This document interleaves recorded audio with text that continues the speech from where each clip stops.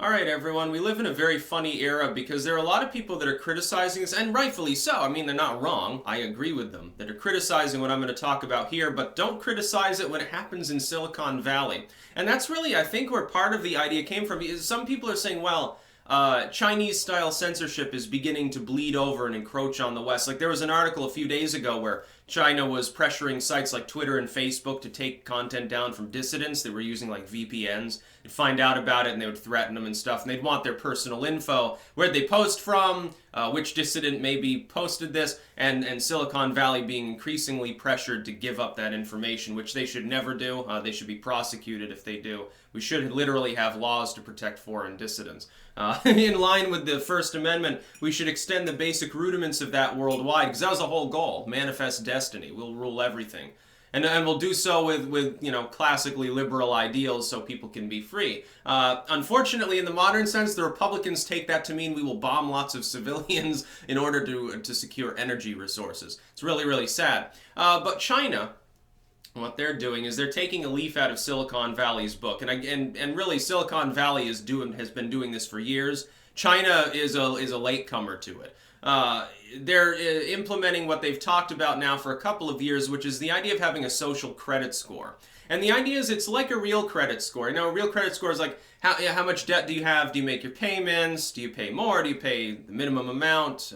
How much are you worth, your assets and shit, and various algorithms are employed to see, well, here's your 3-digit score to determine whether or not you get the fucking loan or not, basically. Yes, you can buy or sell based on, basically it's a trustworthiness in finances. China intends to look through everyone's electronic posting, their views, how they've been educated, sort of, their general way of life, and assign a score to them, a malleable score, and people will be able to get differential treatment under the Chinese legal and fiscal system, which is, of course, partially centrally controlled. This is the best argument, nobody ever uses it, against centralization, which is necessary for socialism, communism, social democracy, movements like that. The best argument against centralization is that things like this happen. Eventually, it gets corrupted and misused. It is inevitable, because it will always happen under a bureaucracy. China has an extreme vein of capitalism underpinning their centrality. The problem is now the people that will actually be able to take part in that otherwise free market to make money, and the people that are chosen to be like party loyal, they'll actually get the government grants, they'll all be people with high social credit scores. The rest will become a bunch of untouchables that can't even leave the fucking country. They're talking about, well, we might, if your score's too low, if your score is perfect, you can get differential treatment, you can get that loan easily. It'll make it easier. Even if you're not necessarily highly wealthy, it'll make it easier for you to get the means to expand your lifestyle, to join the middle or maybe the upper class. You'll be able to get the loans. The police will give you, you make a mistake and you accidentally criticized a party official, we won't immediately throw you in the salt mine, we'll just give you a warning and a grace period or something to change your ways. We won't immediately imprison your family. Stuff like that. If you're at the lower end, though, if your score is too low, can't get a loan for a car, so you're fucked. Can't get a loan for a house, so you're fucked. You'd be living commie block style. You might not even be allowed to leave the country. They might literally prevent you. You can't even be a tourist because you're a dissident, so you might actually overstay your visa and apply for asylum or something because of persecution. By the way, the U.S. government, it's funny. Here we have the Democratic Party here. Think of it this way.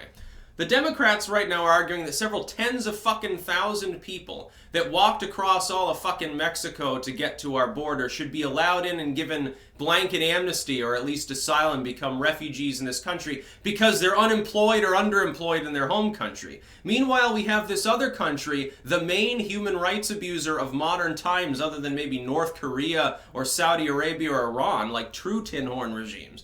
They have millions of people in what amount to child slave labor, tens of millions of people in sweatshops that are adults. They've got systemic censorship. They don't even have access to the World Wide Web, so to speak.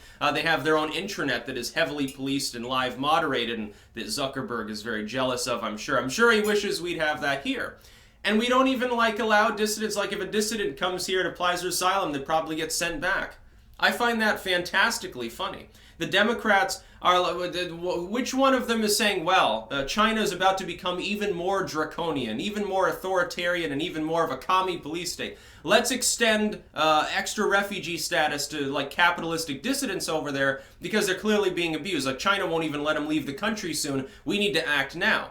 Not a peep. They don't fucking care. Where's all that systemic abuse in Guatemala or Honduras? Yeah, you've got corrupt regimes. They're nowhere near as bad as China. Not by a long shot. Not by a fucking mile. Oh, yeah, everyone there should uproot themselves. But China, fuck them. I find that ridiculous, and I find it revolting that our public policy is in such a way. But basically, is not Silicon Valley, not to be a hypocrite, you know, to tell the truth, but isn't Silicon Valley basically doing this anyway? They've started to kick people off. If people have the wrong political views here in the United States of all places, they can get kicked off payment processors. Nope, you can't do e-commerce. Nope, we're not going to host your website. Nope, you can't have social media. No, you can't use our email service. No, you can't have a blog. It doesn't even have to be on-site behavior. No, you can't have a Twitter because you said something we don't like on YouTube. No, you can't have a Google account because you're too edgy. Your Facebook posts prove it. Is that not the same fucking shit? And the amount of power, the amount of centrality, by the way, in Silicon Valley is more than that of China. China actually has some level of a free market economy in their mixed model. There is no free market in Silicon Valley. Look at alt tech. These sites are consistently being abused by sites that directly compete with them. It's a huge conflict of interests. It breaches the very fundamental concept of a free market. It breaches the very fundamental concept of the First Amendment, the philosophical spirit of free speech behind it. The government is controlled by these firms and thus doesn't apply anti-monopoly laws, won't pass a bill saying no more censoring your competitors, won't protect individual consumers or content creators. That's worse than what China's suggesting. China's suggesting that they will hamper you from certain elements of life if you're a continuous dissident. Silicon Valley is saying we will literally destroy your livelihood for the rest of your life if you get defamed by another corporation we happen to have advertising with.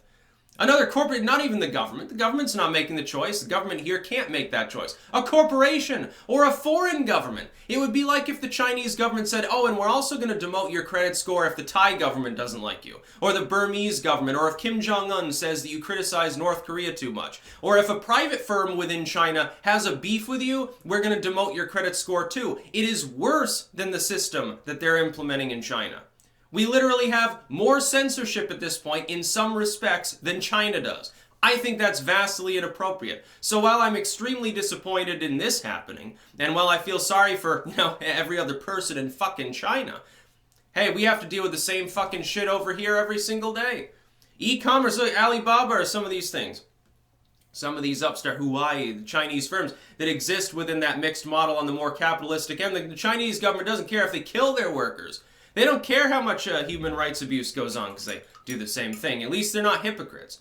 You can't say that the Chinese government is hypocritical. They let the businesses get away with the same crazy shit that they do on a daily basis.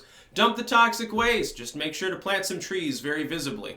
Go ahead and kill some workers. Just make sure that you have Workers' Appreciation Day once a year and give them an extra piece of salted beef or some shit. Wonderful place. And that's the direction that we're headed in, and that's exactly what we're fighting against. I'm sure Zuckerberg would love to implement this kind of thing. Facebook literally is internally. Don't you think that'll be exported beyond Facebook and used by other firms? They'll count on Facebook. They'll say, well, Zuckerberg knows everything about everyone, so we're going to take that score and we're going to use it too. So if you've got, out of the 800, if your social credit Facebook score is below 500, we'll kick you off our site too. We don't want you because you're a risk to our site. You'll post stupid shit. Nobody wants to talk. You're not one of the beautiful people, in other words. That's about all. Peace out.